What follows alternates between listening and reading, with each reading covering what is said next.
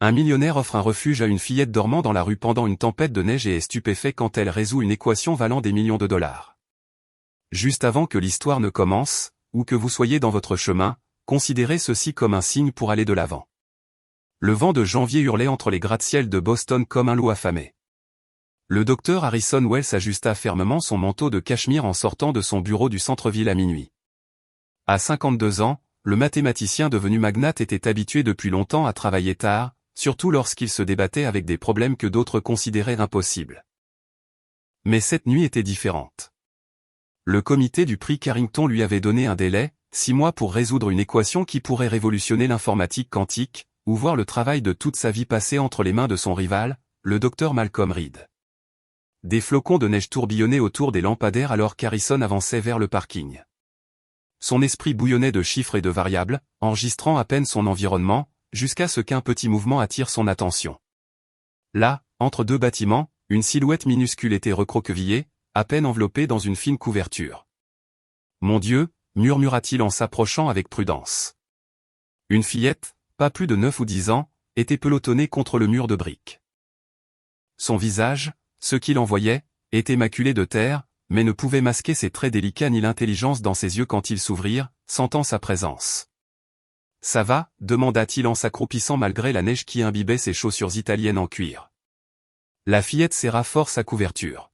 « Ça va, monsieur, je me repose juste au milieu d'une tempête. »« Où sont tes parents ?» Harrison regarda autour de lui, espérant, désirant voir un adulte à proximité. « Je n'en ai pas », sa voix était douce, mais ferme, sans larmes, juste une résignation qui transperça le cœur d'Harrison avec plus de force que n'importe quel sanglot. Le bulletin météorologique avait annoncé un froid record. La laisser là n'était pas une option. « Je suis Harrison. »« Comment t'appelles-tu » Une hésitation. « Lily. »« Lily, tu ne peux pas rester ici cette nuit. Tu vas geler. » Il désigna sa voiture. « J'ai un endroit chaud, de la nourriture.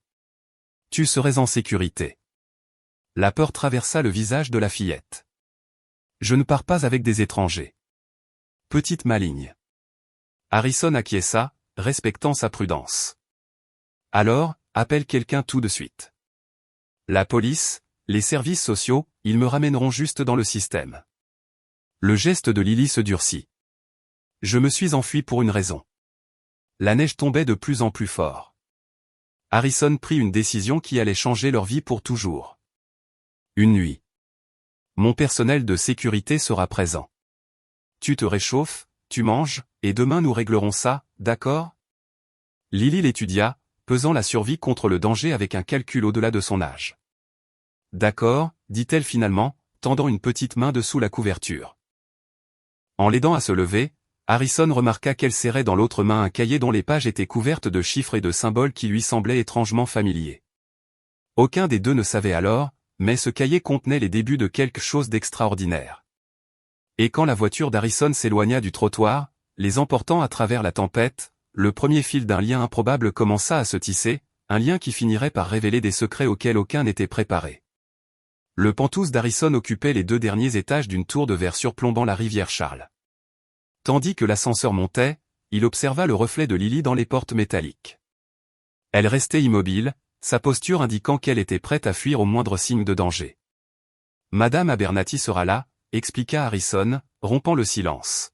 « C'est ma gouvernante, elle travaille avec moi depuis 20 ans. » Lily hocha la tête sans dire un mot. Les portes s'ouvrirent, révélant un hall spacieux où une femme au visage sévère, d'environ 60 ans, attendait les bras croisés. « Dr Wells, il est presque 1 heure du matin. » J'étais sur le point de... Madame Abernathy s'interrompit en voyant Lily. « Oh, mon Dieu ! Madame Abernathy, voici Lily. Elle a besoin d'un repas chaud et d'un endroit où passer la nuit. » Avec une grande dignité, la gouvernante se ressaisit rapidement. La chambre d'amis dans l'aile était prête. « Je vais préparer quelque chose à manger. » Pendant que Madame Abernathy emmenait Lily, Harrison se retira dans son bureau. Il devrait appeler quelqu'un, les services sociaux, la police. Mais quelque chose dans la peur de la fillette vis-à-vis du système le retint. Il ferait ses appels le matin. Une nuit ne ferait pas de mal. 30 minutes plus tard, il trouva Lily assise au comptoir de la cuisine, dévorant un plat de soupe. Son manteau sale et sa couverture avaient été remplacés par un pyjama que Madame Abernathy avait trouvé quelque part, ridiculement grand, mais propre. Mieux, demanda Harrison. Lily hocha la tête, toujours sur ses gardes. Son cahier reposait à côté de l'assiette, une main posée dessus de manière protectrice. « Tu aimes les mathématiques ?» demanda Harrison, en désignant le cahier de la tête. Quelque chose brilla dans les yeux de Lily, de la prudence mêlée de fierté. Ça a du sens quand rien d'autre n'en a, Harrison comprenait très bien ce sentiment. « Je peux ?» Il fit un geste vers le cahier. Après un moment d'hésitation, Lily le glissa vers lui. Harrison l'ouvrit et sentit son souffle se couper. Page après page d'équations complexes, pas des gribouillis ou des sommes simples que l'on attendrait d'une enfant de son âge. C'était du calcul avancé, des concepts de physique théorique avec lesquels les étudiants universitaires se débattaient. « Quelqu'un t'a appris ça ?» demanda-t-il avec prudence. « Je l'ai appris seul, dans les livres. » Elle l'observait nerveusement. « Je vais à la bibliothèque pendant la journée. Il me laisse rester si je me tais. » Harrison tourna une page et resta figé. Là, d'une écriture enfantine, mais avec une précision mathématique parfaite, se trouvait une variation de la même équation sur laquelle il avait travaillé pour le prix Carrington. « Où as-tu vu ça ?» Sa voix sonna plus dure qu'il ne l'avait voulu. Lily tressaillit. « Nulle part. Je l'ai inventé. » Cette séquence spécifique de variables, tu l'as créée ? Elle hocha la tête, tendant la main vers le cahier. C'est un casse-tête. J'aime les casse-têtes. Harrison lâcha le cahier, l'esprit en pleine effervescence. Soit cet enfant copiait quelque chose qu'elle avait vu, peut-être de son propre travail publié, soit elle était une prodige mathématique d'un calibre extraordinaire. Demain, dit-il avec soin, tu résoudrais des casse-têtes pour moi, différents. L'expression de Lily devint méfiante. Pourquoi ? Parce que je crois que tu es très spéciale, Lily, et peut-être que je peux t'aider si tu me le permets. Alors qu'elle considérait ces mots, la vieille horloge du couloir sonna 2 heures.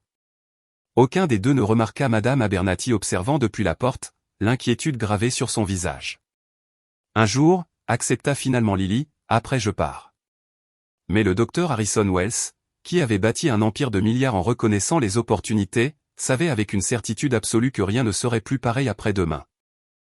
L'équation qui lui avait échappé pendant des années, avait peut-être trouvé sa solution de la manière la plus improbable et inimaginable.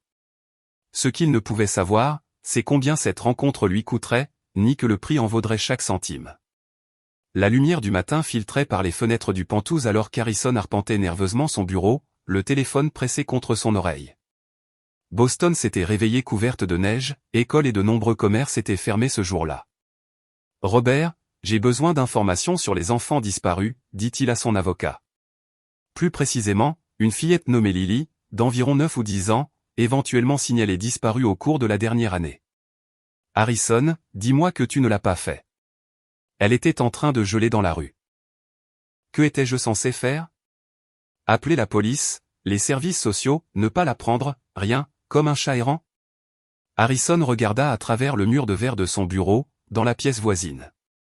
Lily était assise en tailleur sur le sol, résolvant la série de problèmes mathématiques qu'il lui avait imprimés.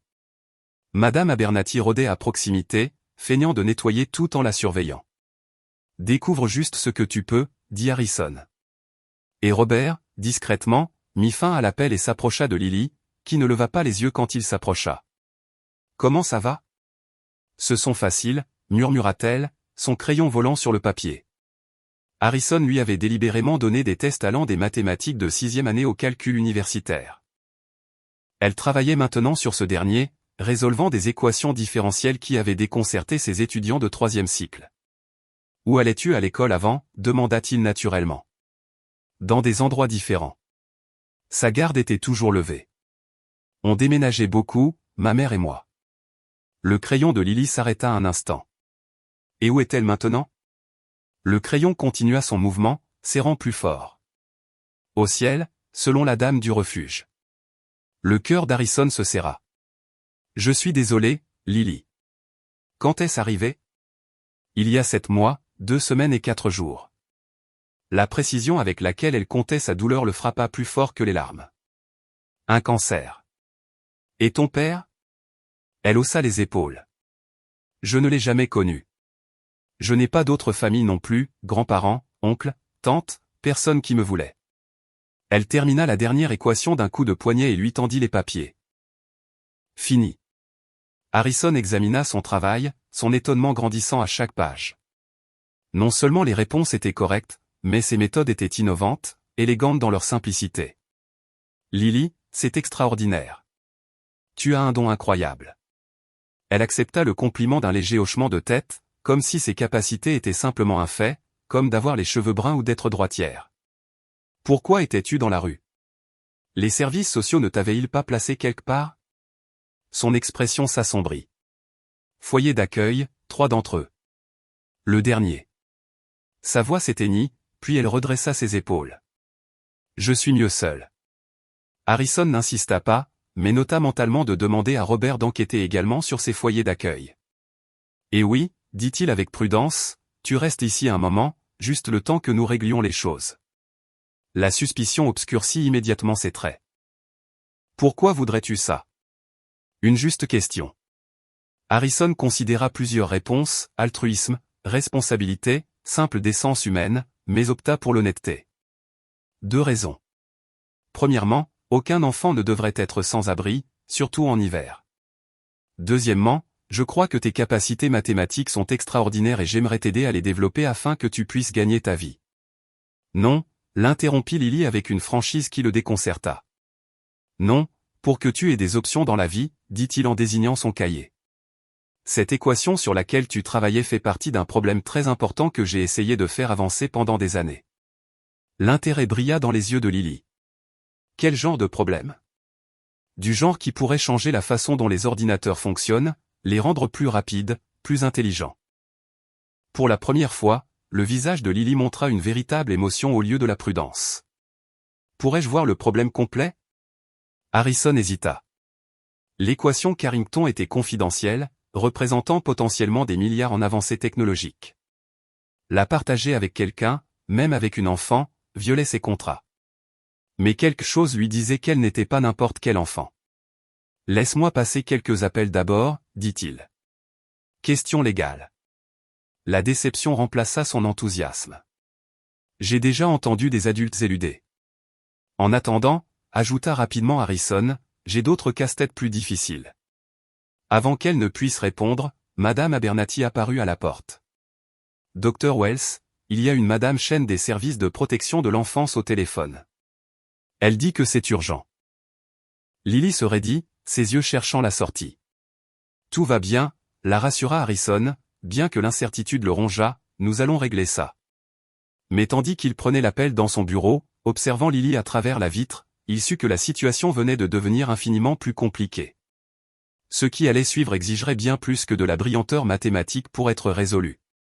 Victoria Chen, des services de protection de l'enfance, arriva ponctuellement à midi, impeccablement vêtue malgré les conditions de neige. Ses bottes pratiques, la seule concession au temps. À 42 ans, elle travaillait depuis 15 ans dans le système et pensait avoir déjà vu toutes les situations possibles avec des enfants en danger. Cependant, ce cas était unique. Dr Wells, dit-elle en acceptant sa poignée de main dans le hall du Penthouse. J'apprécie votre coopération dans cette affaire. Harrison acquiesça avec raideur. Madame Chen, merci d'être venue personnellement. Il la conduisit à son bureau, loin de l'endroit où Lily travaillait avec Madame Abernathy, à ce qui semblait être des devoirs scolaires ordinaires, un arrangement précipité pour simuler la normalité. Je serai direct, dit Victoria une fois qu'elles furent assises. Accueillir un mineur sans autorisation adéquate est une affaire sérieuse, quelles que soient vos intentions. Elle était en train de mourir de froid, répliqua Harrison. La température est tombée à -14 degrés la nuit dernière. Je comprends. Et appeler les services d'urgence aurait été la chose appropriée à faire. Au lieu de cela, vous l'avez ramenée chez vous. Harrison se pencha en avant. Madame Chen, avez-vous examiné le dossier de Lily, le foyer d'accueil d'où elle s'est enfuie? L'expression de Victoria resta neutre, mais quelque chose brilla dans ses yeux. Oui, il y a des éléments préoccupants dans son historique de placement. Abus. Je ne peux pas parler des détails, mais son dernier placement a été signalé pour enquête. Elle joignit les mains. Cela dit, je dois m'assurer de son placement adéquat maintenant. Et où serait-ce? Un autre foyer sous enquête après qu'on aura découvert qu'elle a disparu? Victoria soupira. Dr. Wells, je comprends votre inquiétude, mais il y a des protocoles. Je veux demander un placement temporaire d'urgence, interrompit Harrison. Mon avocat prépare les documents en ce moment. La surprise se refléta sur le visage de Victoria. Vous, un homme célibataire, sans expérience en matière de garde d'enfants ni de liens familiaux, voulez accueillir une fillette de 9 ans que vous avez rencontrée hier. Corrigea Harrison. Elle est née le 17 avril 2015, selon les registres que Robert, mon avocat, a obtenus. Victoria l'étudia. Puis-je demander pourquoi? Votre dossier suggère que vous êtes difficilement du genre affectueux. C'était une évaluation juste. Harrison Wells, brillant mathématicien et homme d'affaires impitoyable, n'avait jamais montré d'intérêt pour les enfants. Sa réputation reposait sur la puissance intellectuelle et l'innovation technologique, pas sur la compassion. C'est une prodige des mathématiques, dit-il finalement, possiblement l'un des plus grands esprits de sa génération. L'expression de Victoria se durcit. Alors, il s'agit de ses capacités, pas de son bien-être. Des deux, insista Harrison. J'ai les ressources pour pourvoir à tous ses besoins, éducatifs, émotionnels, physiques. Elle aurait de la stabilité, de la sécurité, et vous auriez accès à ses dons intellectuels. Harrison ne put le nier entièrement. Un arrangement mutuellement bénéfique serait-il si terrible? Victoria se leva et s'approcha de la fenêtre donnant sur la ville enneigée. J'ai besoin de parler à Lily seule. Harrison acquiesça, sachant que c'était la procédure standard. Bien sûr. Quand ils entrèrent dans le salon, Lily leva les yeux de son cahier d'exercice, ses yeux évaluant immédiatement Victoria avec la lassitude d'une enfant qui avait appris à lire rapidement les adultes. Bonjour, Lily, dit Victoria d'une voix plus douce que celle qu'elle avait utilisée avec Harrison. Je suis mademoiselle Chen. Pouvons-nous parler quelques minutes? Lily regarda Harrison, qui hocha la tête pour l'encourager. Nous serons dans la cuisine, dit-il, guidant madame Abernathy pour leur donner de l'intimité. 20 minutes plus tard, Victoria les trouva là, son expression impénétrable. Alors, demanda Harrison. Lily est, Victoria choisit soigneusement ses mots, remarquable et remarquablement déterminée à rester ici. Le soulagement inonda Harrison. Donc, le placement temporaire d'urgence est possible compte tenu des circonstances.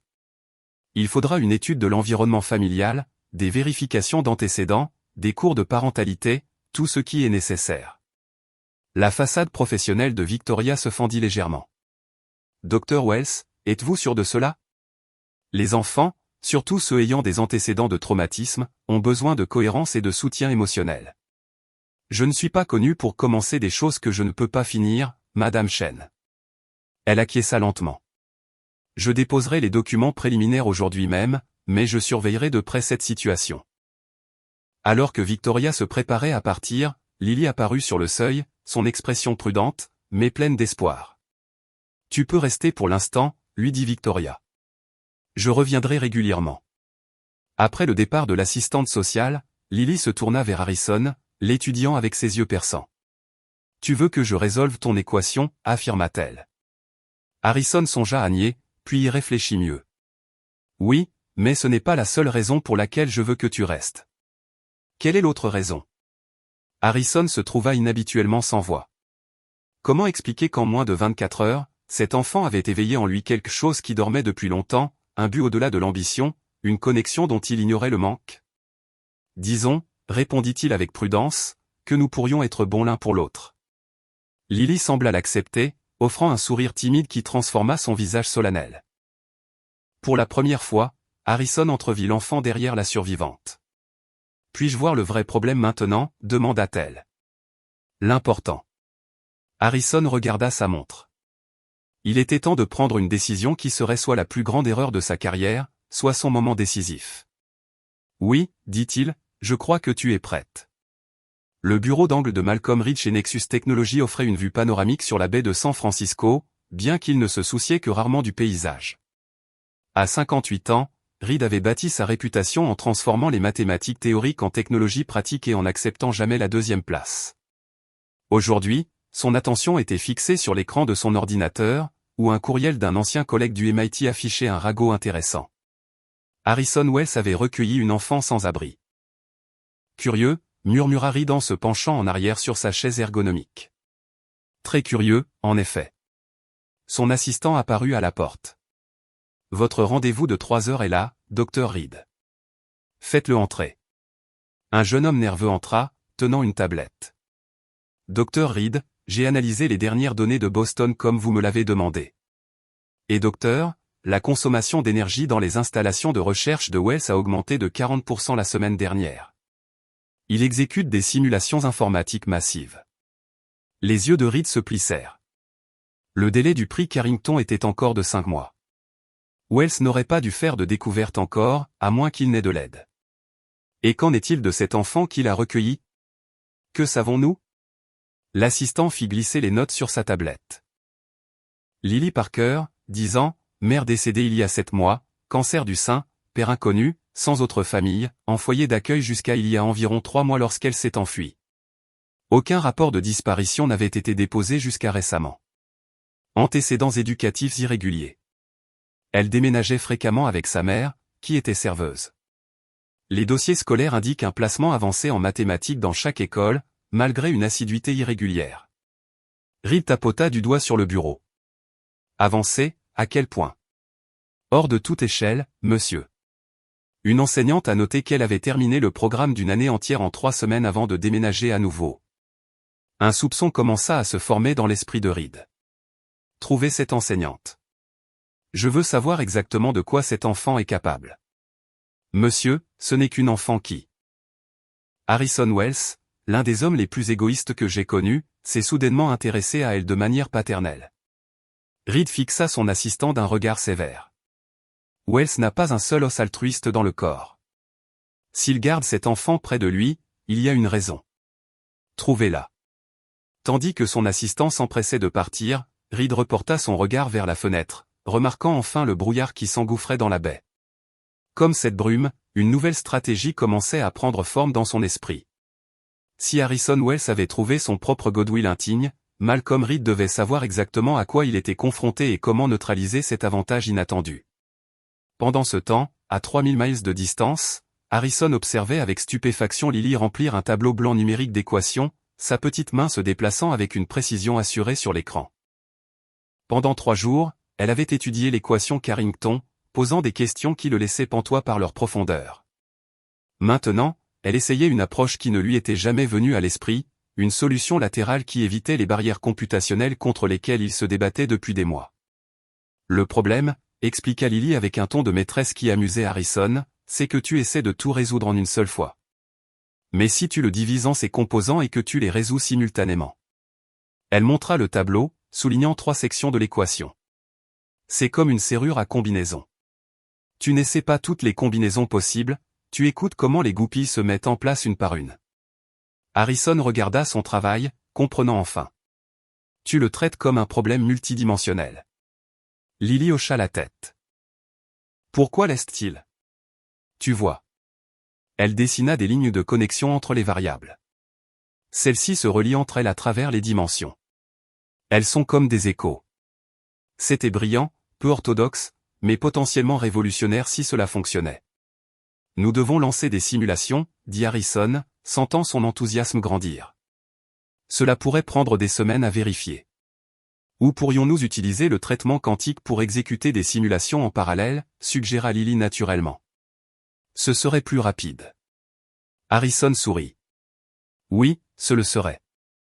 Malheureusement, l'informatique quantique réelle n'existe pas encore. Une partie de ce que cette équation tente de résoudre est précisément comment créer des qubits stables. Lily fronça les sourcils, considérant cet obstacle. Et si nous utilisions la méthode d'approximation classique avec l'optimisation des réseaux neuronaux? Harrison la fixa. L'approche qu'elle proposait était à la pointe, quelque chose à peine théorisé récemment dans les cercles académiques. Où as-tu appris l'optimisation des réseaux neuronaux? Elle haussa les épaules. J'ai lu un article à la bibliothèque. L'homme au comptoir me laisse utiliser les ordinateurs et je l'aide à ranger les livres rendus. Avant qu'Harrison ne puisse répondre, son téléphone vibra avec un message de Robert. Appelle immédiatement. Problème avec la demande de placement. Harrison s'excusa et se rendit à son bureau, l'inquiétude grandissant. Lorsque Robert répondit, sa voix était grave. Malcolm Reed se renseigne sur Lily. Un frisson parcourut Harrison qui n'avait rien à voir avec le temps hivernal. Comment le sais-tu? Un de mes associés travaille avec un juge des affaires familiales. L'équipe juridique de Reed a demandé des informations sur le statut de placement de Lily. Il ne peut pas faire ça. Ces dossiers sont scellés. Techniquement oui, mais Reed a des connexions politiques et allègue un intérêt personnel en tant que parent d'accueil potentiel. Harrison serra fort son téléphone. C'est absurde. Il ne l'a même pas rencontré. Peu importe, il est riche, respecté et il a une femme, ce qui fait de lui sur le papier une option plus appropriée qu'un bourreau de travail célibataire comme toi.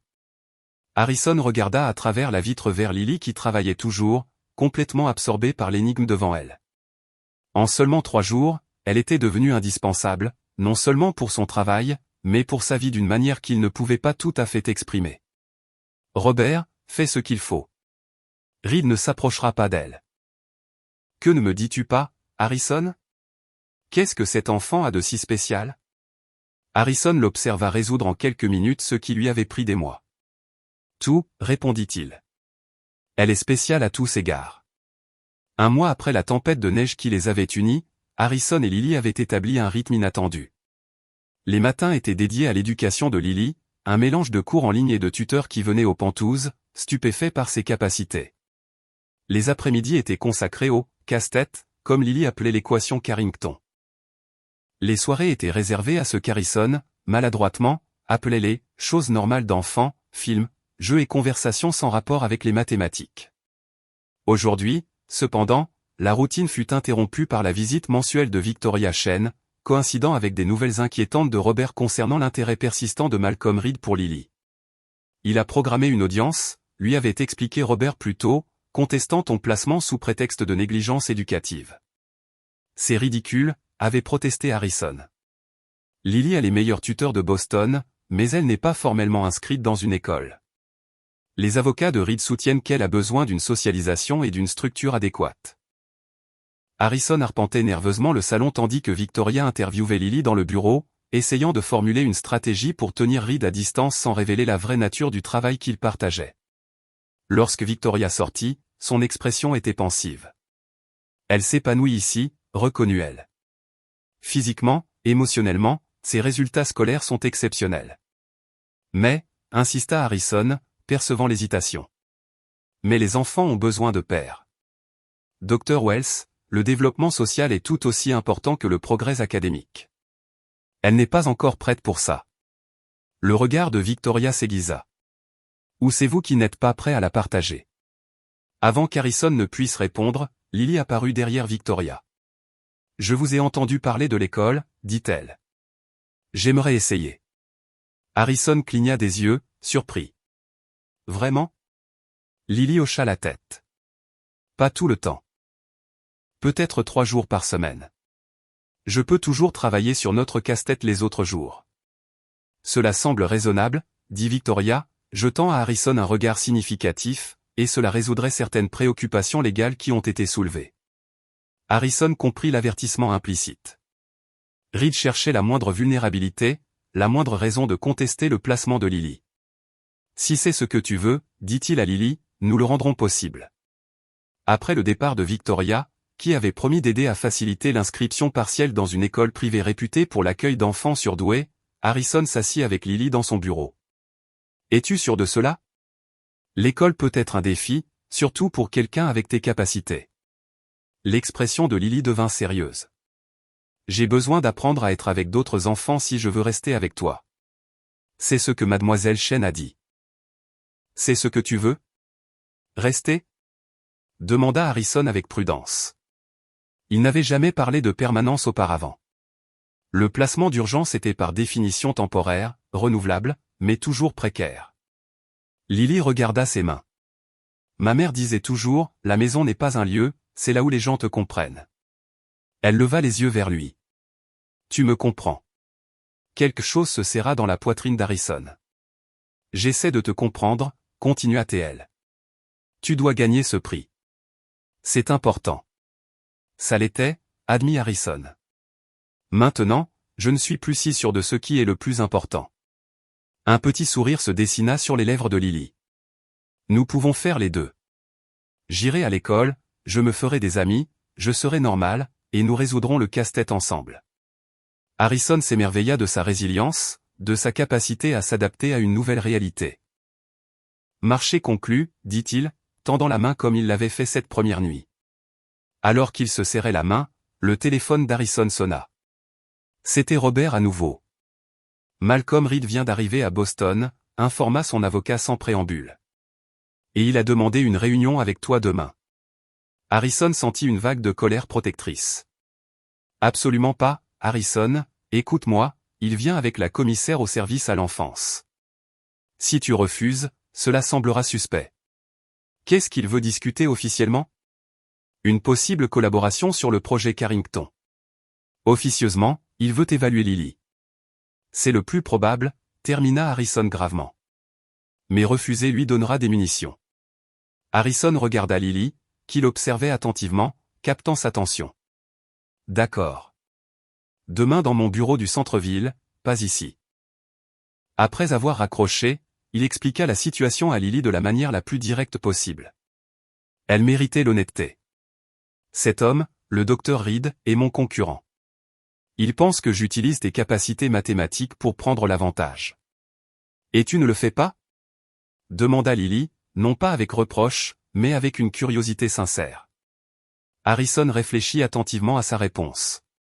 Quand j'ai réalisé ce que tu pouvais faire, oui, c'était mon intérêt principal. Maintenant, quoi? Maintenant, je me soucie plus de ce qui est le mieux pour toi que de gagner un prix. Lily assimila cela. Le docteur Reed est-il une mauvaise personne? Pas exactement mauvaise, ambitieuse, déterminée. Harrison choisit ses mots avec soin. Quelqu'un qui voit les gens comme des moyens pour une fin. Comme tu le faisais, observa Lily avec une précision gênante. Harrison hocha la tête, reconnaissant la vérité. Comme je le faisais. Que se passerait-il s'il convainquait les gens de l'éloigner d'elle? La question resta en suspens, chargée d'implications qu'aucun ne voulait affronter. Harrison n'avait aucun droit légal sur Lily au-delà de l'accord temporaire facilité par Victoria, et un juge pourrait considérer un autre placement plus approprié. Je ne laisserai pas cela arriver, promit Harrison, bien que l'incertitude le rongeât. L'expression de Lily devint résolue. Moi non plus, je ne le permettrai pas, à la tombée de la soirée, apportant une autre tempête de neige qui recouvrait Boston de blanc, Harrison observa Lily s'endormir sur le canapé pendant un film, quelque chose sur les dauphins qu'elle avait choisis. Pour la première fois de sa vie d'adulte, Harrison Wells ressentit une peur sincère, non pour lui-même ni pour son travail, mais pour cet enfant qui en quelques semaines était devenu le centre de son monde. Demain, il affronterait Malcolm Reed autour d'une table de conférence, les deux hommes armés d'agendas cachés sous des sourires cordiaux. Les enjeux ne se mesuraient plus en prix ou en brevets, mais en l'avenir de l'extraordinaire enfant qui dormait paisiblement à ses côtés. Un avenir qui, tout à coup, semblait très incertain. Harrison arriva à son bureau du centre-ville une heure plus tôt, revoyant la stratégie avec Robert. Pendant que la sécurité effectuait une dernière inspection de la salle de conférence, la neige s'accrochait encore au rebord des fenêtres après la tempête d'hier. Le ciel dehors, d'un bleu clair et net, démentait la tension intérieure. Souviens-toi, prévint Robert, il s'agit supposément de collaboration. Sois cordial, mais ne compromets rien. Harrison acquiesça, ajustant sa cravate. Et s'il mentionne Lily, change de sujet. Son placement est une affaire privée, pas une discussion d'affaires. À 10 heures précises, Malcolm Reed entra dans la réception, suivi d'une femme qu'Harrison reconnut comme la commissaire Elena Blackwood des services à l'enfance du Massachusetts, une désignée politique liée au gouverneur. Harrison, la voix de Reed résonna avec une fausse jovialité alors qu'il se serrait la main. À 58 ans, il était toujours d'une forme imposante, ses cheveux argentés et son costume sur mesure projetant l'autorité. Il s'est passé, quoi? 2 ans? La conférence de Singapour? Quelque chose comme ça, répondit froidement Harrison. La commissaire Blackwood lui tendit la main. Dr. Wells, merci de nous recevoir avec si peu de préavis. Ils s'installèrent dans la salle de conférence. Les politesses furent échangées avec la précision de mouvements d'échecs. Harrison remarqua comment les yeux de Reed balayaient le bureau, évaluant, calculant. J'irai droit au but, dit Reed. Finalement, le comité du prix Carrington est préoccupé par d'éventuelles irrégularités dans nos approches respectives. Harrison haussa un sourcil. Irrégularités? Les rumeurs suggèrent que tu as fait des progrès inattendus, assez soudainement. Mon travail a toujours été méthodique, Malcolm. Les avancées semblent souvent soudaines pour les observateurs extérieurs. Reed sourit froidement. En effet. En parlant d'observateurs extérieurs, je crois comprendre que tu as recueilli une fillette, une mathématicienne comme toi. Et voilà le véritable but de la réunion. Ma vie personnelle n'est pas pertinente pour le prix Carrington, répondit Harrison calmement. La commissaire Blackwood s'éclaircit la gorge. En fait, Dr. Wells, lorsqu'il s'agit d'un mineur sous surveillance de l'État, il existe des considérations de contrôle. Mon accueil de Lily a été approuvé par les canaux appropriés. Oui, reconnut-elle, en tant que placement d'urgence, mais la prise en charge à long terme exige une évaluation plus rigoureuse, surtout compte tenu de certaines accusations. Harrison se tendit. Quelles accusations? Reed intervint doucement. Simplement des inquiétudes quant à savoir si ton environnement familial privilégie le bien-être de l'enfant ou tes intérêts de recherche. La commissaire et moi discutions de la façon dont un environnement familial plus stable pourrait mieux servir ses besoins, comme le nôtre. Harrison ne put cacher l'amertume dans sa voix. Reed tendit les mains. Catherine et moi avons parlé d'accueil pendant des années. Nous avons un mariage stable, une belle maison à San Francisco avec d'excellentes écoles à proximité. L'implication était claire. Un homme célibataire consumé par son travail face à un couple marié avec un environnement parfait. Sur le papier, Reed gagnerait toujours cette comparaison. Lily s'épanouit sous ma garde, affirma Harrison fermement. Elle s'inscrira à l'école la semaine prochaine. Elle a des suivis réguliers avec son assistante sociale et montre tous les signes d'une adaptation positive. La commissaire Blackwood prit note. Nous souhaitons programmer une évaluation indépendante. Protocole. Vous comprenez. Avant qu'Harrison ne puisse objecter, son téléphone vibra. Un message de Madame Abernathy. Urgence à l'école. Concerne Lily. Venez tout de suite.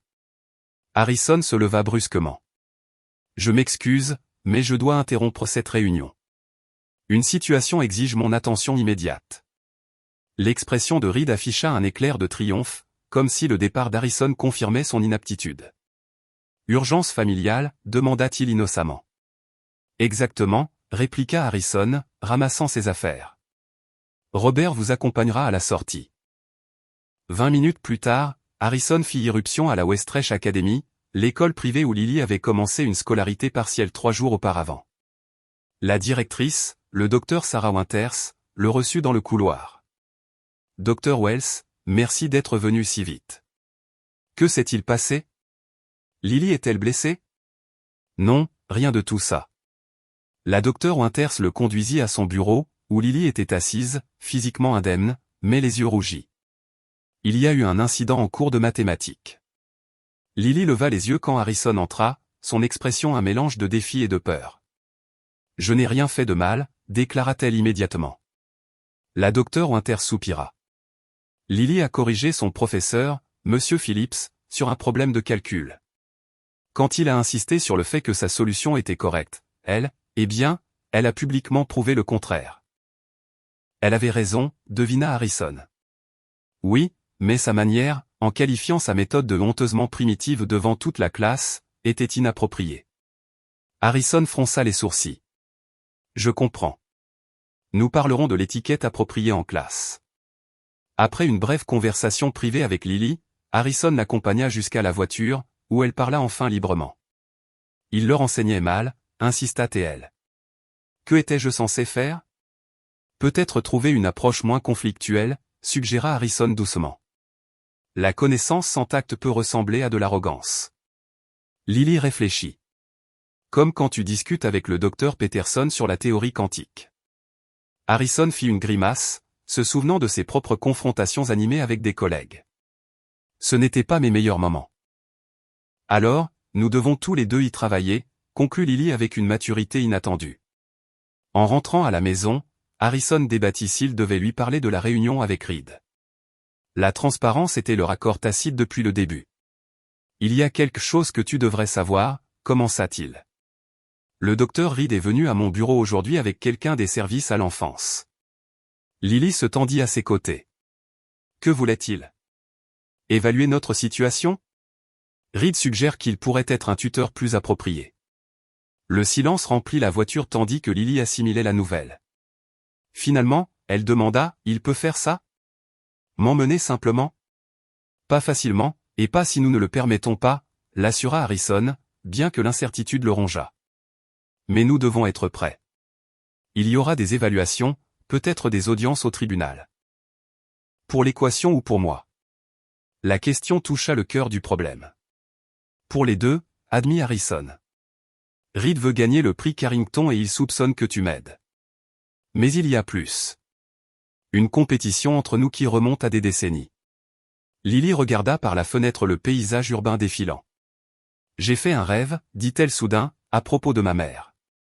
Elle essayait de me dire quelque chose d'important, mais je ne pouvais pas l'entendre. Elle se tourna vers Harrison. Crois-tu que les rêves signifient quelque chose? Le changement brusque de sujet le prit au dépourvu. Certaines personnes le croient.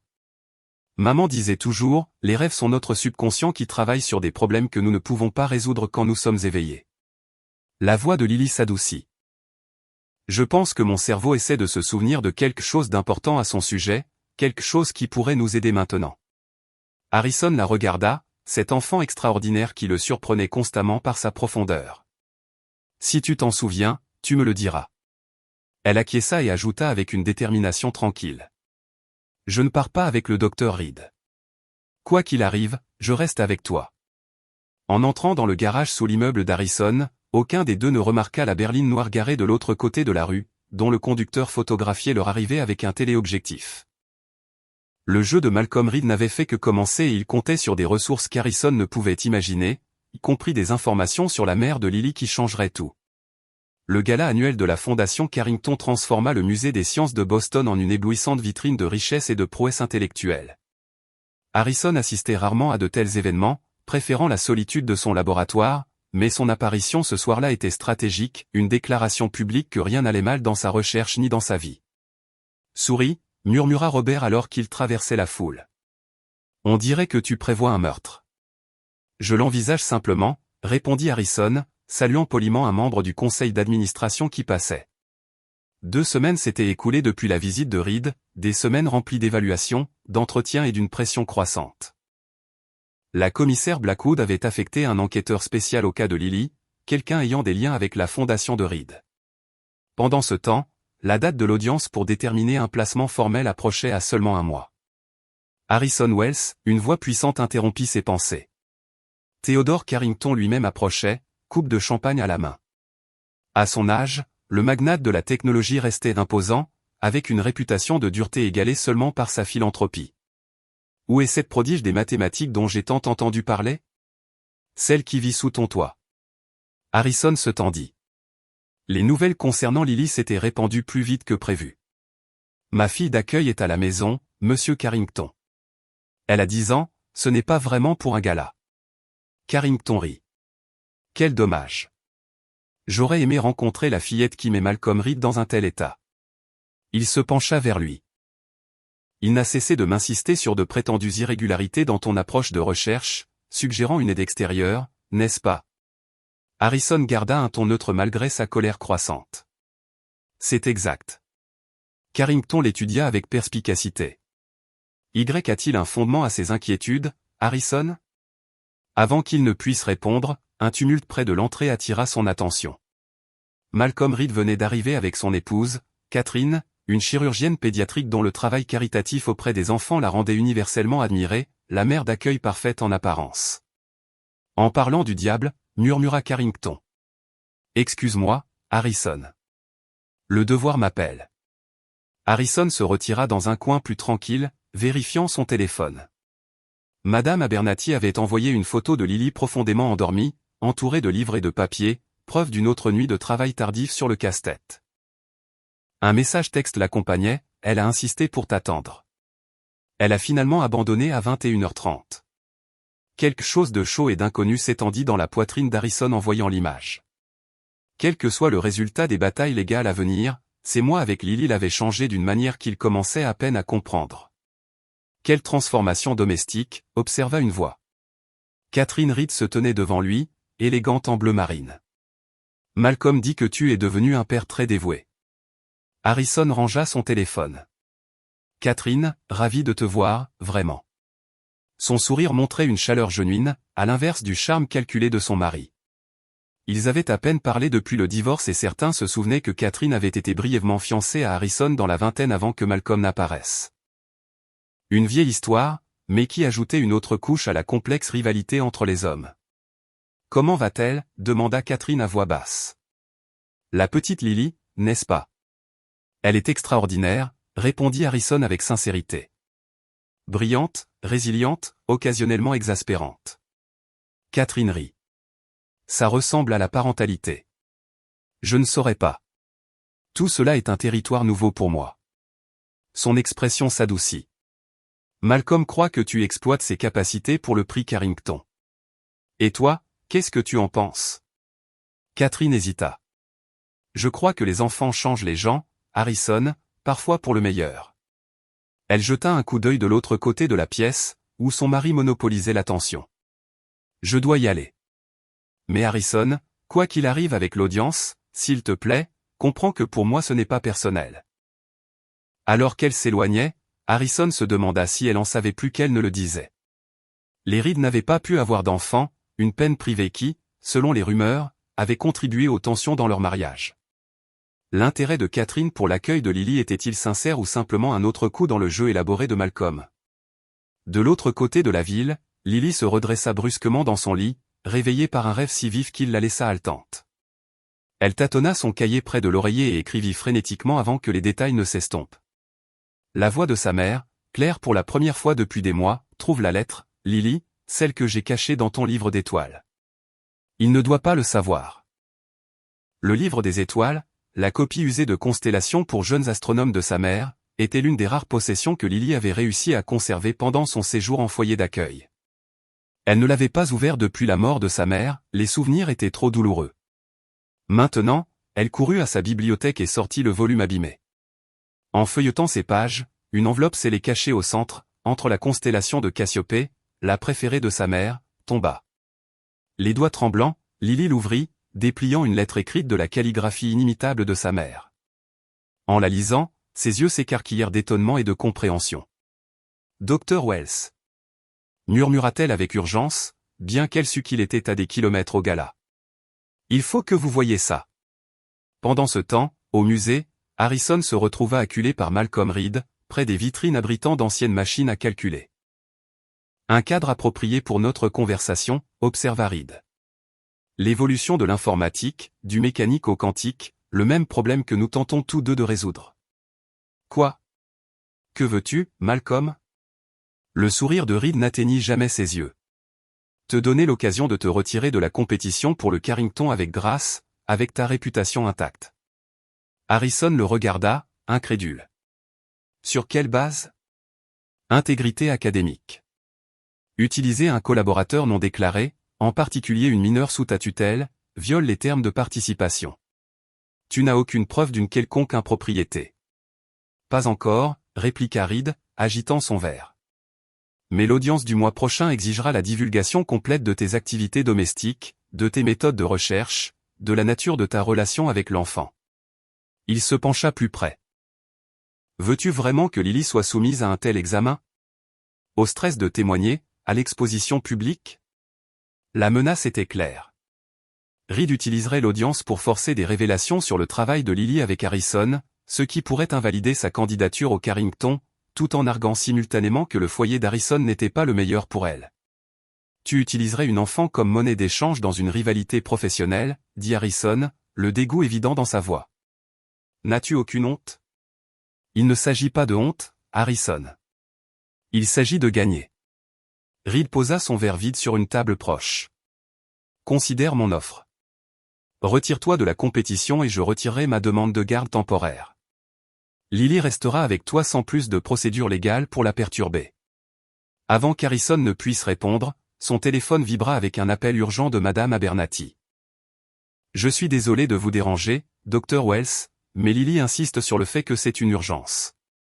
Quelque chose à propos de sa mère et d'une lettre. Le cœur d'Harrison s'accéléra alors qu'il s'excusait auprès de Reed, se retirant dans un coin privé pour répondre à l'appel de Lily. Sa voix semblait haletante, excitée.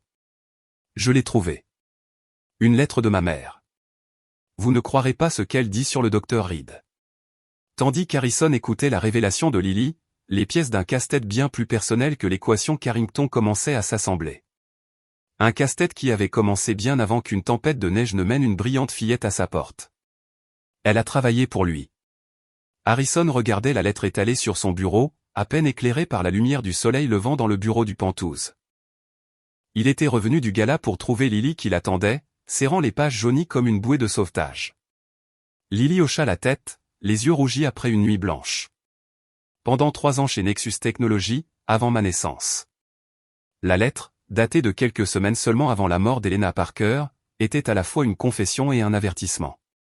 D'une écriture soignée, elle expliquait comment elle avait travaillé comme assistante de recherche dans le laboratoire de Malcolm Reed de 2013 à 2016, contribuant à des recherches précoces en informatique quantique sans être créditée. Je ne t'ai jamais parlé de cette partie de ma vie, avait écrit Helena à sa fille, car j'avais honte de mon silence. Le docteur Reed a utilisé mon travail dans ses publications, promettant une reconnaissance qui n'est jamais venue. Quand je l'ai finalement menacé de le dénoncer, il s'est assuré que je ne retravaillerai plus jamais dans la recherche. Harrison continua à lire, le soupçon grandissant à chaque paragraphe. Elle est partie juste avant ta naissance. Continue de lire. Insista Lily, la voix tendue par l'émotion. La section suivante confirma ce qu'Harrison commençait déjà à soupçonner. Helena avait découvert qu'elle était enceinte peu avant sa confrontation avec Reed. Elle ne lui avait jamais parlé de la grossesse, craignant qu'il n'utilise l'enfant, son enfant, comme un autre moyen de contrôle. Malcolm Reed est ton père, dit Harrison à voix basse, les mots suspendus dans la pièce silencieuse. Lily se serra dans ses bras. Un père qui n'a jamais su que j'existais et qui veut maintenant m'éloigner de toi sans même savoir qui je suis. L'ironie était accablante. Reed cherchant la garde de Lily, uniquement comme une forme de pression contre Harrison, sans savoir qu'il se battait pour sa propre fille biologique. Est-ce que cela change les choses, demanda Lily, la vulnérabilité évidente dans sa voix. Tu veux toujours que je reste? La question transperça Harrison. Bien sûr que oui. Cela ne change rien entre nous. Le soulagement inonda le visage de Lily, rapidement suivi d'une détermination. Alors, pouvons-nous utiliser ça pour le forcer à reculer? Harrison considéra les implications éthiques. Lily, c'est compliqué. Reed a le droit légal de savoir qu'il a une fille. Un droit qu'il a perdu quand il a fait fuir ma mère, répliqua Lily avec une férocité qui rappela à Harrison les mots d'Helena sur le fait de se défendre trop tard. Maman a gardé ce secret pour une raison. Quand bien même, utiliser cette information comme levier, comme il t'utilise contre moi. Il t'a donné une option au gala, défia Lily. Maintenant, nous avons un moyen de riposter. Harrison s'émerveilla de sa pensée stratégique, se sentant à la fois fier et préoccupé. Nous devons être prudents. Si nous révélons cela, tout change, légalement et personnellement. L'expression de Lily s'adoucit. Je sais. Mais je veux d'abord finir notre travail, l'équation. Si nous la résolvons avant l'audience, tu gagneras le prix justement et il ne pourra pas dire que tu m'as utilisé indûment. Harrison regarda l'heure, presque 6 heures du matin. Ils avaient travaillé sans relâche pendant des semaines et l'approche non conventionnelle de Lily donnait des résultats prometteurs. Les simulations tournaient en continu sur les supercalculateurs d'Harrison, au centre de recherche. Nous allons examiner les derniers résultats, suggéra-t-il, se dirigeant vers son ordinateur. Tandis que les données se chargeaient, Lily s'appuya sur sa chaise, son petit corps rayonnant à parts égales d'épuisement et de détermination. L'écran se remplit de graphiques et de chiffres, une symphonie informatique que seules quelques personnes au monde pouvaient vraiment comprendre. Là, désigna Lily, son doigt atterrissant sur une anomalie dans le motif. L'état quantique se maintient plus longtemps que lors de tes tentatives précédentes. Harrison agrandit la section, l'excitation grandissant. 3 microsecondes. C'est presque le triple de notre dernier résultat. Mais ce n'est toujours pas assez stable, fronça les sourcils Lily. Il nous manque quelque chose. Ils passèrent les heures suivantes absorbés par le problème, mettant temporairement de côté la révélation concernant Reed en faveur de l'énigme qui les avait unis. Madame Abernathy apporta le petit déjeuner, puis le déjeuner, majoritairement ignoré tandis que les équations remplissaient les tableaux blancs et que les simulations s'exécutaient encore et encore avec de petits ajustements. Au milieu de l'après-midi, Victoria Chen arriva pour sa visite programmée, les trouvant profondément plongés dans une discussion sur les taux de décohérence quantique.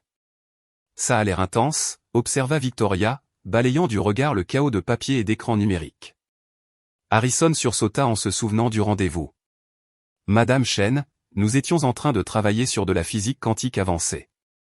Comme on le fait habituellement avec une enfant de 10 ans, acheva-t-elle avec ironie. Lily se redressa, faisant face au regard de Victoria directement. C'est ce que je fais bien, ce que j'aime faire. L'expression de Victoria s'adoucit. Je peux le voir. Et comment va l'école? Mieux, admit Lily. J'ai essayé de moins corriger les professeurs. Harrison fronça les sourcils.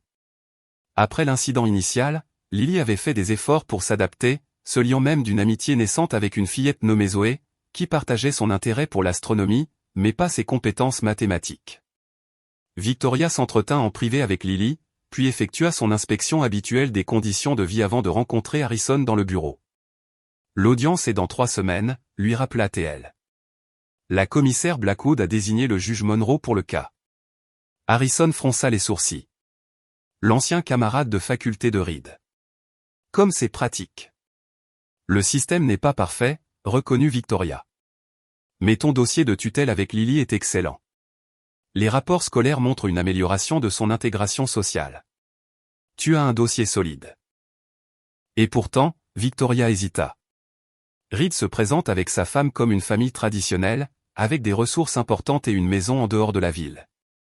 Dans les placements d'accueil conventionnels, cela pèse généralement plus lourd qu'un tuteur célibataire, aussi approprié soit-il. Après son départ, Harrison trouva Lily en train de regarder de nouveau la lettre de sa mère, un plan se formant clairement derrière ses yeux concentrés. Il faut parler à Catherine Reed, annonça-t-elle soudain. Harrison cligna des yeux, surpris. La femme de Reed? Pourquoi? Parce que c'est la seule qui pourrait me croire sans preuve, expliqua Lily.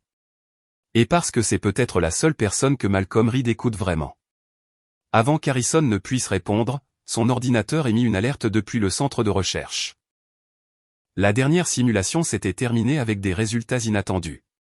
Regarde ça, murmura-t-il, étudiant les données. Les états quantiques s'alignent selon un schéma que je n'avais jamais vu. Lily s'approcha, les yeux écarquillés en absorbant l'information. Ça marche. Ma méthode fonctionne. Pour la première fois depuis qu'ils avaient commencé, Harrison s'autorisa à croire qu'il pourrait réellement résoudre l'équation avant l'audience et avant que Reed ne puisse interférer davantage. Ce qu'il ne pouvait pas savoir, c'est qu'au même moment, Malcolm Reed était en train de revoir les enregistrements de sécurité du gala au musée, zoomant sur le téléphone d'Harrison lorsqu'il consultait le message de Madame Abernathy et la photo de Lily, qui montrait clairement des papiers couverts d'équations identiques à celles de sa propre recherche. Je t'ai eu, murmura Reed, prenant son téléphone pour appeler la commissaire Blackwood, avec ce qu'il qualifierait de preuve de l'exploitation d'une enfant vulnérable par Harrison. La bataille pour Lily et pour la découverte qui définirait l'avenir de l'informatique était sur le point d'atteindre son apogée, avec des conséquences qu'aucun des deux hommes ne pouvait anticiper entièrement. L'audience d'urgence fut programmée pour le 15 avril, 2 jours avant le 11e anniversaire de Lily et 3 semaines avant la date limite de soumission pour le prix Carrington.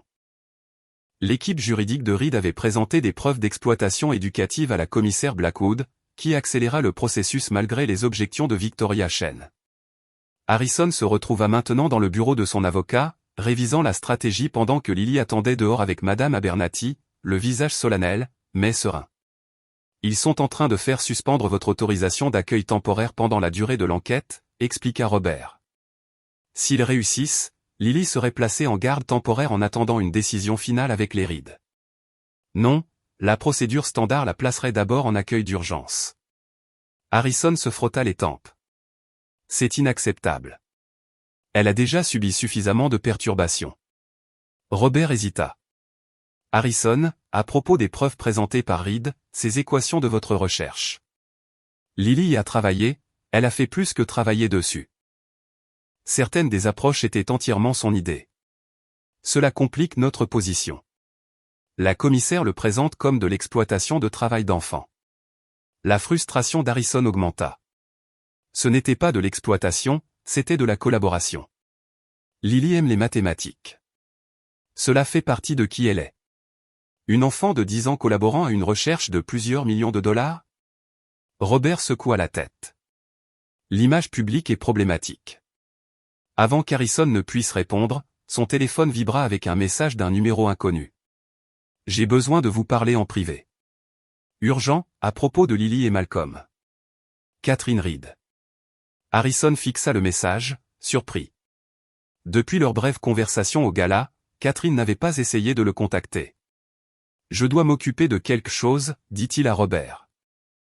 Continue à travailler sur notre défense et, Robert, découvre tout ce que tu peux sur l'historique de travail d'Helena Parker, spécifiquement chez Nexus Technologies entre 2013 et 2016. Dans la salle d'attente, Harrison trouva Lily lisant un magazine de physique. Sa capacité à se concentrer au milieu du chaos restait étonnante. Je dois sortir un instant, lui dit-il. Tu seras bien avec Madame Abernathy? Lily étudia son visage, lisant sa tension. C'est à propos de la lettre, n'est-ce pas? Tu vas en parler à quelqu'un. Sa perspicacité le surprenait toujours. Pas exactement, mais je dois explorer toutes les options pour que tu restes avec moi. Elle acquiesça solennellement. Je te fais confiance. La simple affirmation portait un poids qu'Harrison sentit avec force en se dirigeant vers le petit café où Catherine avait suggéré de se rencontrer. Il la trouva l'attendant à une table de coin, des lunettes de soleil masquant ses yeux malgré la journée nuageuse. Merci d'être venu, dit-elle quand il s'assit. Je n'ai pas beaucoup de temps avant que Malcolm ne remarque mon absence. Pourquoi le secret? Catherine enleva ses lunettes, révélant des yeux rougis par les larmes. Parce que j'ai découvert hier quelque chose qui change tout sur Lily. Sur Helena Parker. Le pouls d'Harrison s'accéléra. Que sais-tu d'Helena? Qu'elle a travaillé dans le laboratoire de Malcolm il y a plus d'une décennie, qu'elle est partie soudainement en déposant une plainte de harcèlement qui a été réglée à l'amiable et scellée. Les mains de Catherine tremblèrent légèrement. Et que 9 mois après son départ, elle a donné naissance à une fille. Comment as-tu découvert ça? Malcolm garde des registres exhaustifs. Quand il est devenu obsédé par l'idée de contester ta tutelle, j'ai commencé à douter de ses motivations. J'ai commencé à enquêter sur les antécédents de Lily. Elle s'interrompit. Le timing était trop coïncident pour l'ignorer. Harrison l'étudia attentivement. As-tu confronté Malcolm à tes soupçons? Non. Il ne sait pas que j'ai fait le lien. La voix de Catherine baissa encore. Harrison, je dois savoir. Malcolm est-il le père biologique de Lily? La franchise de la question exigeait une honnêteté égale. La lettre d'Helena à Lily dit que oui. Nous n'avons pas fait de test ADN pour le confirmer. Catherine ferma brièvement les yeux, assimilant la confirmation de ses soupçons. Malcolm et moi avons essayé pendant des années d'avoir des enfants. L'ironie qu'ils se battent pour la garde d'une enfant sans savoir quelle est la sienne. Elle secoua la tête. Mais ce n'est pas la raison pour laquelle je t'ai contacté. Il y a plus. Elle sortit une clé USB de son sac à main. Après le départ d'Helena, Malcolm a supprimé la plupart des enregistrements de ses contributions à la recherche, mais j'ai trouvé ceci dans des sauvegardes archivées des serveurs. Le travail original d'Helena, y compris des approches théoriques sur la stabilité quantique sur lesquelles Malcolm s'est appuyé pendant des années sans lui donner de crédit. Harrison prit la clé USB, comprenant son importance. Pourquoi me la donnes-tu? Parce que j'ai 20 ans. 20 ans avec un homme dont l'ambition a trop souvent dépassé son intégrité.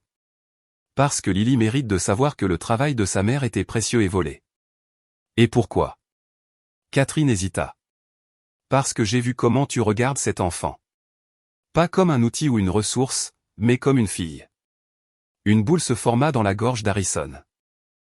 Il n'avait même pas lui-même articulé ses sentiments. Que feras-tu maintenant? Demanda-t-il. Je ne sais pas, admit Catherine.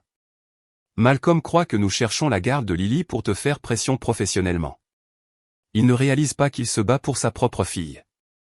Elle ramassa ses affaires. L'audience est demain. Je serai là, mais je ne peux pas prédire ce que je ferai. Alors qu'elle se levait pour partir, Harrison posa une dernière question. Si tu avais su pour Lily il y a des années, l'aurais-tu élevée comme la tienne?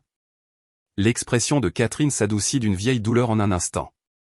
Mais Malcolm, il n'a jamais voulu d'enfant pour les bonnes raisons. Elle lui toucha brièvement la main. Ne lui dis pas ce que nous avons dit. Pas encore. Après son départ, Harrison rentra et trouva Robert et Lily en pleine conversation sur la stratégie d'échec, la fillette démontrant une finale complexe sur l'application du téléphone de Robert. Harrison, l'appela Robert, agitant la main. Savais-tu que Lily a un ELO de 2100 aux échecs en ligne? C'est un niveau expert. Ça ne me surprend pas, répondit Harrison, encore sous le choc de sa conversation avec Catherine. Lily excelle dans tout ce qui implique la reconnaissance de motifs et la pensée stratégique. Lily l'étudia intensément. Tu l'as rencontrée, la femme du docteur Reed. Harrison acquiesça, décidant que l'honnêteté restait la meilleure politique. Elle a découvert le lien entre toi et Malcolm, et elle a remis des preuves du travail original de ta mère. Les yeux de Lily s'écarquillèrent. Le travail de ma mère. Il l'a gardé? Des sauvegardes d'anciens serveurs. Nous les examinerons ensemble plus tard. Harrison se tourna vers Robert. Cela change potentiellement notre approche pour demain. Si le travail d'Elena constitue la base de la recherche actuelle de Reed, alors ces accusations de conduite inappropriée deviennent, au minimum, hypocrites, conclut Robert, comprenant immédiatement. Mais Harrison, utiliser cette information signifie révéler la paternité de Lily devant un tribunal ouvert. Es-tu préparé à ces conséquences? Tous les regards se tournèrent vers Lily, qui se redressa sur sa chaise, le menton levé dans un geste qui rappela douloureusement à Harrison la lettre de sa mère, une femme qui avait trouvé sa voie trop tard. Je veux témoigner, annonça TL. Je veux le dire moi-même au juge parce que je veux rester avec toi. Lily, tu n'es pas obligée de le faire. Oui, je dois le faire, interrompit-elle avec une détermination tranquille. Maman a gardé des secrets pour me protéger et ça n'a pas marché. J'en ai fini de me cacher. Alors qu'il se préparait à partir, le téléphone d'Harrison émit une notification de son laboratoire de recherche. Les dernières simulations basées sur l'approche de Lily avaient atteint une stabilité quantique pendant une seconde complète, battant tous les records précédents. La percée qu'il cherchait était arrivée, parfaitement synchronisée pour la confrontation de demain. Et pourtant, d'une certaine manière, l'accomplissement semblait secondaire face à la bataille plus personnelle qu'ils affrontaient maintenant, une bataille qui déterminerait non seulement l'héritage scientifique, mais l'avenir de l'extraordinaire enfant qui était devenu le centre du monde d'Harrison. Ce qu'aucun d'eux ne savait, c'est que Malcolm Reed avait sa propre surprise préparée pour l'audience, une surprise qui obligerait tout le monde à faire face à des vérités douloureuses et à prendre des décisions impossibles avant la fin de la journée. Les chambres privées de la juge Monroe furent choisies pour l'audience d'urgence afin de protéger la vie privée de Lily, bien qu'Harrison soupçonnât que l'influence de Reed avait assuré un lieu moins public. La juge, une femme sévère d'environ 60 ans, réputée pour rendre des jugements strictement selon le livre, observa les parties réunies par-dessus ses lunettes. « Permettez-moi d'être clair, commença-t-elle. Il ne s'agit pas d'une audience formelle de garde, mais d'une détermination de placement temporaire appropriée en attendant une enquête plus approfondie. La commissaire Blackwood a soulevé de sérieuses préoccupations concernant l'arrangement d'accueil du Dr Wells. » Harrison s'assit à côté de Robert à une table tandis que Reed et son avocat en occupaient une autre. Catherine était assise un peu à l'écart, l'expression impénétrable. Victoria Chen représentait les intérêts de l'État, tandis que la commissaire Blackwood s'était placée près de Reed, un signe clair de sa loyauté. Lily attendait dehors avec Madame Abernathy, pour n'être appelée que si nécessaire. L'avocat de Reed présenta d'abord, montrant des photos agrandies des notes de recherche d'Harrison ainsi que des images capturées lors du gala du musée. Le travail de Lily sur les mêmes équations était clairement visible. Le Dr Wells a utilisé les capacités mathématiques d'une enfant vulnérable pour promouvoir ses propres intérêts, arguait-il. Le prix Carrington, qui vaut des millions en financement de recherche, représente un clair conflit d'intérêts avec son rôle de tuteur. La juge Monroe se tourna vers Harrison. Dr Wells, comment répondez-vous à ces accusations? Harrison se leva, gardant son calme malgré sa colère.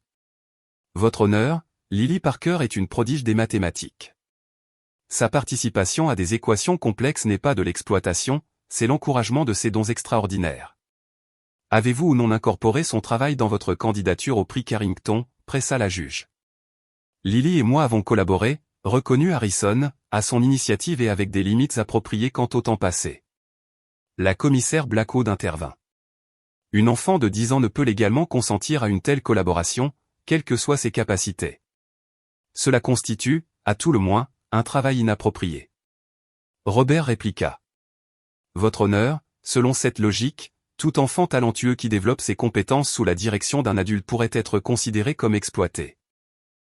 Le travail mathématique de Lily n'est pas différent de celui d'un prodige musical pratiquant avec un musicien professionnel.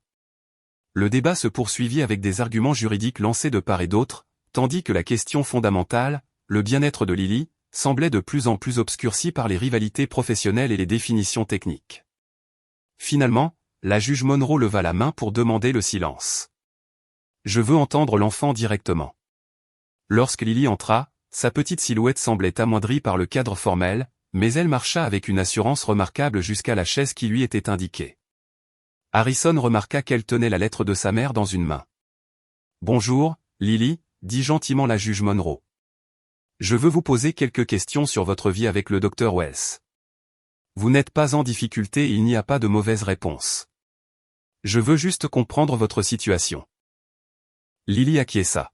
« Je comprends, votre honneur. Aimez-vous travailler les mathématiques avec le Dr Wells? » « Oui, c'est la meilleure partie de ma journée, » répondit Lily, sa voix devenant de plus en plus ferme. « J'ai toujours aimé les mathématiques. Ma mère m'encourageait, même quand nous n'avions pas grand-chose d'autre. Et le Dr Wells vous oblige-t-il à travailler sur sa recherche, même lorsque vous préféreriez faire d'autres activités? » Lily le regarda, incrédule. « Personne ne m'oblige à faire des mathématiques. C'est ce que je suis. » Elle désigna Reed. « C'est ce qu'il ne comprend pas, ce que personne d'entre vous ne comprend, sauf le Dr Wells. » La juge Monroe se pencha en avant. « Qu'est-ce que nous ne comprenons pas, Lily? Que certaines personnes naissent avec de la musique dans la tête, d'autres avec des mots ou des images. Moi, je suis né avec des chiffres. » Le regard de Lily balaya la salle. « Ma mère disait toujours que mon cerveau était un cadeau que je devais utiliser. Le Dr Wells m'aide à l'utiliser. Il ne m'exploite pas, il me respecte. » La sincérité de sa voix créa un silence momentané dans la salle, rompu lorsque Malcolm Reed se déplaça avec impatience. « Bien que ce soit émouvant, dit-il, le fait est qu'une enfant de son âge devrait être engagée dans des activités de développement normal, et non dans des recherches avancées aux implications financières. » Quelque chose dans son ton dédaigneux provoqua un changement dans l'attitude de Lily. Elle se redressa, se tournant pour faire face à Reed directement. « Je sais qui vous êtes, » dit-elle à voix basse. Reed haussa un sourcil. « Nous ne nous sommes jamais rencontrés, jeune femme. Vous avez connu ma mère, Helena Parker. Elle a travaillé dans votre laboratoire entre 2013 et 2016. » Quoi? La couleur quitta le visage de Reed tandis que des murmures emplissaient la salle. La juge Monroe demanda le calme. « Quelle est la pertinence de ceci? » exigea-t-elle. Lily leva la lettre de sa mère. « Ma mère m'a laissé ceci avant de mourir. » Elle explique comment le docteur Reed s'est approprié ses recherches sans reconnaissance, comment il a menacé sa carrière lorsqu'elle a protesté. « C'est absurde, » balbutia Reed. Helena Parker n'était qu'une assistante de laboratoire junior, rien de plus. « Nous avons des preuves suggérant le contraire, » intervint Robert, montrant la clé USB que Catherine avait remise. Le travail original de Madame Parker constitue la base de l'approche de recherche actuelle du Dr Reed, la même recherche pour laquelle il accuse le Dr Wells de compromission. Tandis que la juge examinait cette nouvelle preuve, Catherine Reed se leva soudain de son siège. « Il y a plus, votre honneur. » Sa voix capta l'attention. Helena Parker a quitté brusquement le laboratoire de Malcolm fin 2014, et 9 mois plus tard, elle a donné naissance à Lily. L'implication resta suspendue dans l'air un instant, à couper le souffle, avant que l'avocat de Reed ne se lève. « C'est scandaleux. Ces allégations sans fondement n'ont aucune pertinence. » « Elles ont toute la pertinence. » interrompit Catherine, gardant une contenance remarquable malgré les circonstances. « Mon mari a cherché la garde d'une enfant sans savoir quelle était la sienne, biologiquement. » La salle éclata en chaos. La juge Monroe frappa à plusieurs reprises avec son marteau jusqu'à ce que l'ordre soit rétabli. « Est-ce vrai? » demanda-t-elle à Lily. La fillette acquiesça solennellement. « Selon la lettre de ma mère, oui, le docteur Reed est mon père biologique. » Tous les regards se tournèrent vers Reed, dont la stupeur semblait sincère. « C'est impossible, murmura-t-il, regardant Lily comme s'il la voyait pour la première fois, reconnaissant peut-être ses propres traits reflétés en elle. Un test ADN peut le confirmer, offrit doucement Harrison. La juge Monroe retira ses lunettes, visiblement en difficulté pour digérer ce rebondissement dramatique. Cela change significativement la nature de ces procédures. Elle se tourna vers la commissaire Blackwood. Aviez-vous connaissance de cette relation? Absolument pas, insista la commissaire, bien que son malaise soit évident. Nos préoccupations ne concernaient que la conduite professionnelle du Dr Wells. Pourtant, vous avez accéléré ces audiences à la demande du Dr Reed, souligna Victoria Chen, sans évaluation standard ni étude du foyer alternatif qu'il proposait, sa propre maison. Tandis que les adultes discutaient, Lily resta concentrée sur Reed, étudiant l'homme qui avait involontairement contribué à son existence. L'avez-vous aimé? Demanda-t-elle soudain, sa voix coupant le débat juridique. Ma mère? Vous êtes-vous jamais soucié d'elle? La simple question fit taire la salle. Reed fixa Lily, confronté à un passé qu'il avait délibérément enfoui et à des conséquences qu'il n'avait jamais imaginées. Helena était. Commença-t-il, mais il hésita, c'était compliqué. Non, répliqua Lily avec une douceur surprenante. Ce n'était pas compliqué. Vous avez pris ce que vous vouliez, son travail, sa confiance, et vous n'avez rien donné en retour. Cela, en réalité, est très simple. La sagesse dans la jeune voix frappa à nouveau Harrison. Cet enfant extraordinaire qui voyait les motifs mathématiques avec une clarté sans précédent, pouvait aussi voir à travers les prétentions humaines avec une précision égale. La juge Monroe s'éclaircit la gorge. Compte tenu de ces révélations extraordinaires, je suspends ces procédures jusqu'à ce que la paternité puisse être confirmée et que toutes les parties aient l'occasion de reconsidérer leur position. Elle fixa Reed d'un regard sévère. Et j'examinerai les preuves concernant les contributions intellectuelles de Madame Parker à votre recherche, Dr Reed. Alors qu'il se préparait à partir, Harrison posa une main protectrice sur l'épaule de Lily. Ça va? Elle acquiesça, observant Catherine s'approcher de son mari pour une conversation intense, inaudible, mais clairement animée. Que va-t-il se passer maintenant? Demanda Lily à voix basse. Je ne sais pas, admit Harrison, mais quoi qu'il arrive, nous y ferons face ensemble. Ce qu'il ne pouvait pas lui dire, c'est que les révélations du jour avaient cristallisé quelque chose dans son cœur, que, indépendamment des liens biologiques ou des déclarations légales, Lily était devenue sa fille à tous égards importants, et il se battrait de toutes ses forces pour la garder là où elle appartenait, chez lui. La lumière du soleil inondait les fenêtres du penthouse d'Harrison au matin du 11e anniversaire de Lily, illuminant la table du petit déjeuner où Madame Abernathy disposait des crêpes en forme de chiffrons. 2 semaines s'étaient écoulées depuis l'audience dramatique. Le test ADN avait confirmé la paternité de Malcolm Reed, amorçant un processus juridique complexe qui restait encore non résolu.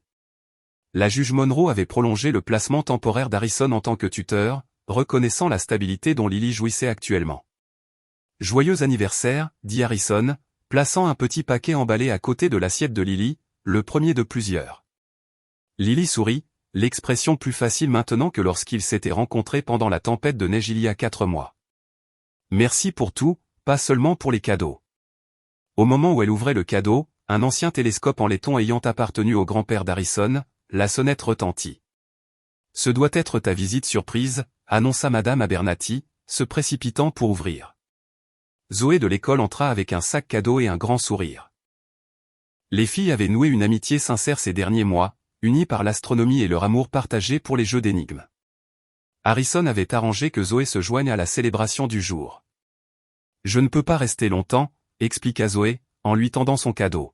« Ma mère m'attend en bas, mais je voulais te donner ça avant ta grande présentation d'aujourd'hui. » Lily déballa un bracelet d'amitié fait à la main avec des perles disposées selon une séquence mathématique. « C'est parfait, déclara-t-elle, le mettant immédiatement. Après le départ de Zoé, Lily devint plus sérieuse. « Tu es nerveux pour la présentation ?» Harrison considéra la question. Le comité du prix Carrington avait convoqué une session spéciale pour examiner sa découverte. L'atteinte de la stabilité quantique avait dépassé toutes les attentes, créant des qubits stables qui maintenaient la cohérence 100 fois plus longtemps que les records précédents, suffisamment pour des applications informatiques pratiques. Pas nerveux, décida-t-il, mais c'est différent de ce que j'attendais.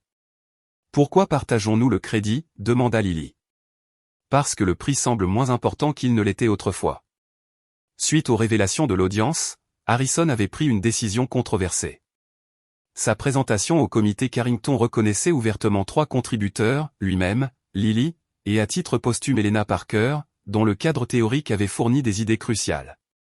Ce choix avait fait sourciller dans les cercles scientifiques, mais Harrison restait ferme. Le travail d'Helena méritait reconnaissance et il refusait de dissimuler les contributions de Lily sous une notion erronée de protection. Alors qu'il se préparait à partir pour la présentation, le téléphone d'Harrison sonna. C'était Catherine Reed. Harrison. Sa voix semblait tendue. Malcolm veut rencontrer Lily en privé. Harrison se tendit. Depuis la confirmation de la paternité, Reed était resté inhabituellement silencieux, ne faisant plus de démarches légales, tandis qu'il réévaluait probablement sa stratégie. De quoi veut-il parler? C'est tout ce qu'il a dit. Catherine hésita. Je sais que je n'ai pas le droit de demander ça, mais je pense que cela pourrait aider à régler les choses. Harrison couvrit le téléphone. Reed veut te rencontrer aujourd'hui. Lily y réfléchit pensivement. Avant ou après la présentation? Il propose avant. Elle acquiesça avec décision. Dis-lui oui, je suis prête. 1 heure plus tard, ils arrivèrent au siège de la Fondation Carrington, où devait avoir lieu la présentation. Reed était dans une petite salle de conférence, semblant moins imposant qu'Harrison ne l'avait imaginé. Les révélations des dernières semaines avaient laissé des traces. Je serai juste dehors, assura Harrison à Lily, réticent à la laisser seule malgré son insistance. Je sais, dit-elle avec une confiance qui l'étonnait toujours. C'est quelque chose que je dois faire par moi-même. Lorsque la porte se referma, Lily s'assit en face de Reed, étudiant l'homme qui lui avait inconsciemment donné la moitié de son ADN. La ressemblance était subtile, mais indéniable. Le même regard analytique, la même inclinaison de la tête en considérant un problème. Merci de me rencontrer, commença Reed maladroitement. Je me rends compte que ce n'est pas conventionnel. Toute ma vie a été peu conventionnelle, répondit Lily calmement. De quoi vouliez-vous parler? Reed sembla surpris par sa franchise. Je voulais t'expliquer à propos de ta mère, de ce qui s'est passé. L'avez-vous aimée? La même question qu'elle avait posée à l'audience, cherchant toujours une réponse honnête. Reed soupira. L'âge et le regret apparurent soudain sur son visage. J'admirais sa brillance, sa persévérance, mais l'amour, non. Je ne me permettais pas cette vulnérabilité. Il rencontra le regard de Lily. Je lui ai fait un grand tort professionnellement et personnellement. Oui, vous l'avez fait, acquiesça Lily d'un ton plus factuel qu'accusateur. Mais ça, c'est entre vous et sa mémoire maintenant. Je suis plus préoccupé par le présent. Moi aussi. Reed se pencha en avant. J'ai retiré ma demande de garde. L'annonce l'a surpris. Pourquoi? Parce que j'ai réalisé que mes motivations étaient impures. Au début pour faire pression sur Harrison, et ensuite, après avoir appris notre connexion, peut-être pour atténuer ma culpabilité. Il secoua la tête. Aucune de ces raisons ne sert tes meilleurs intérêts. Lily assimila cela. Et le prix Carrington? Je m'en suis également retiré. Le travail de ta mère mérite reconnaissance, et tes contributions avec Harrison représentent l'évolution logique de ses théories. Il réussit un faible sourire. Les meilleures idées doivent l'emporter, peu importe d'où elles viennent. Un silence s'installa entre eux, rempli de questions non formulées et de possibilités hésitantes. Que se passe-t-il maintenant? Demanda finalement Lily, entre nous? Reed y réfléchit attentivement. Cela dépend en grande partie de toi. Je n'ai pas le droit d'exiger une place dans ta vie, mais si tu es prête, j'aimerais avoir l'occasion de te connaître selon tes propres termes. Lily pensa à la lettre de sa mère, à la douleur et à la trahison qu'elle contenait, mais aussi au fait indéniable que sans Malcolm Reed, elle n'existerait pas. Elle pensa à Harrison, qui avait accueilli une inconnue et trouvé une fille, quelqu'un qui avait placé son bien-être au-dessus de ses ambitions quand cela importait le plus. Je crois, dit-elle lentement, qu'il pourrait y avoir de la place pour que vous fassiez partie de ma vie, non pas comme mon tuteur, mais peut-être un jour comme membre de ma famille. Elle tendit la main, offrant non pas exactement le pardon, mais la possibilité. Nous pouvons commencer là et voir ce qui se passe. Reed accepta sa main, visiblement ému par sa maturité et sa grâce. Tu es extraordinaire, Lily Parker. Ta mère serait très fière de ce que tu es devenue. Et quand Harrison entra quelques minutes plus tard, il les trouva plongés dans une conversation prudente sur les approches mathématiques de Lily. Le premier pont hésitant entre deux esprits brillants avec un lien inattendu. Cet après-midi-là, devant le comité Carrington réuni, Harrison et Lily présentèrent ensemble leur découverte. Tandis que Lily expliquait la solution élégante qui avait échappé aux meilleurs chercheurs du monde, sa confiance et sa clarté provoquèrent des murmures d'étonnement dans l'auditoire. Theodore Carrington lui-même s'approcha d'eux après, son visage buriné, illuminé d'enthousiasme. Travail extraordinaire, tous les deux. Le prix est le vôtre, évidemment, mais plus important encore, vous avez ouvert une porte vers l'avenir de l'informatique. Tandis que les photographes immortalisaient l'instant, Harrison remarqua Catherine et Malcolm Reed debout au fond de la salle. Catherine fit un léger signe de tête de reconnaissance tandis que l'expression de Malcolm contenait un mélange complexe de fierté, de regret et de résignation. Plus tard cette nuit-là, alors que les célébrations d'anniversaire se terminaient avec le gâteau et la séance d'observation des étoiles promise avec le nouveau télescope, Harrison trouva Lily sur le balcon du Penthouse, contemplant le ciel nocturne. « Bon anniversaire ?» demanda-t-il, la rejoignant à la balustrade. « Le meilleur, confirma-t-elle, même si ce n'est pas exactement ce à quoi je m'attendais quand tu m'as trouvé dans cette tempête de neige. » Harrison rit doucement. La vie suit rarement des chemins prévus. C'est ce qui la rend intéressante. Lily se tourna vers lui. Son expression, soudainement sérieuse. Victoria Chen a appelé pendant que tu parlais au docteur Carrington. La juge Monroe a approuvé ta demande de tutelle permanente. Le cœur d'Harrison se gonfla d'une émotion qu'il ne pouvait pas tout à fait exprimer. Quand ? Je t'ai entendu au téléphone la semaine dernière parler de la demande avec Robert. Lily sourit. Tu n'es pas aussi discret que tu le penses. Je voulais que ce soit une surprise. Au cas où. Elle ne termina pas la phrase. Au cas où ça ne marcherait pas ? Lily secoua la tête. Je n'ai jamais douté que ça marcherait. Certaines équations n'ont qu'une seule solution possible. Harrison passa un bras autour de ses épaules. Cet enfant extraordinaire avait transformé sa vie de façon qu'il commençait à peine à comprendre. Ensemble, ils contemplèrent les étoiles, particulièrement brillantes en cette claire nuit d'avril. Tu sais, dit Lily pensivement. Maman disait toujours que les mathématiciens et les astronomes voient la même chose, des motifs qui révèlent l'ordre sous-jacent de l'univers. C'était une femme sage. Elle disait aussi que parfois les plus beaux motifs sont ceux que nous créons nous-mêmes. Lily s'appuya contre le flanc d'Harrison, comme elle le ferait en famille. Tandis qu'une étoile filante traçait un court et brillant chemin dans le ciel de Boston, Harrison Wells, mathématicien, milliardaire et maintenant, surtout, père, remercia en silence tout algorithme cosmique qui avait amené une enfant sans abri à sa porte pendant une tempête de neige et qui avait à jamais altéré l'équation de son cœur.